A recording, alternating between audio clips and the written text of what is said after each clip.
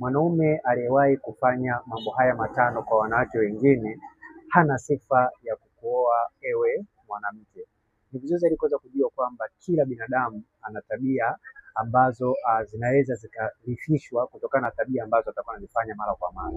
Kwa hiyo kama wewe ni mwanamke na unahitaji kuingia katika ndoa au unahitaji kuingia katika mahusiano serious, ni vizuri zaidi kuweza kujua kwamba kama mwanaume alishakufanya mambo haya matano kwa wanawake wengine, hautakiwi kabisa kuwa naye katika mahusiano ambayo yatajenga ndoa. Yaani hautakiwi kuolewa naye kwa sababu atakuwa ana asili ya ukatili. Kwa hiyo kuna mambo matano ambayo kama mwanaume alishakuyafanya kwa wanawake wengine, fahamu hata wewe ni rahisi kuweza kukufanyia, kwa sababu ni katili automatic. Kama aliweza kuwafanyia wanawake wengine, hata wewe ni rahisi kuweza kukufanyia.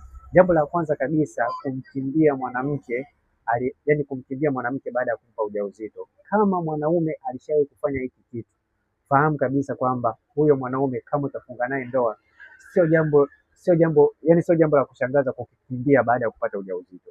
Kwa hiyo kama mwanaume alishawahi kufanya hili jambo, kumkimbia mwanamke baada ya kumpa mimba, basi ni vizuri zaidi kuweza kufahamu kwamba hautakiwi kufunga naye ndoa kama unahitaji maisha ya furaha. Kwa hiyo kama mwanaume alishawahi kufanya hili jambo kwa wanawake wengine au kwa mwanamke mwingine, ni vizuri zaidi kuweza kutambua kwamba wewe mwanamke hautakiwi kufunga ndoa na huyo mwanaume. Na pia jambo la pili, kutotoa matumizi kwa mtoto au kwa watoto ambao amezaa nao au amezaa na wanawake ambao atakuwa amezaa nao. Kama mwanaume alishakufanya hili jambo, yani amempisha mwanamke mimba au wanawake mimba alafu akawa hawahudumii, ni vizuri zaidi kuweza kujua kwamba hautakiwi kufunga naye ndoa huyo mwanaume, kwa sababu hana upendo na watoto. Kwa hiyo hata wewe inaweza ikatokea ukapata mimba, asionyeshe upendo kwa watoto wake au kwa watoto wenu. Kwa hiyo ni vizuri zaidi kuweza kujua kwamba kama mwanaume alishakufanya hili jambo kwa wanawake wengine, hata wewe ni mwanamke, kwa hiyo ni rahisi kuweza kulifanya, kwa sababu asili yake au roho yake itakuwa imeshachukulia ni jambo la kawaida. Kwa hiyo ni muhimu sana kuweza kufahamu hilo.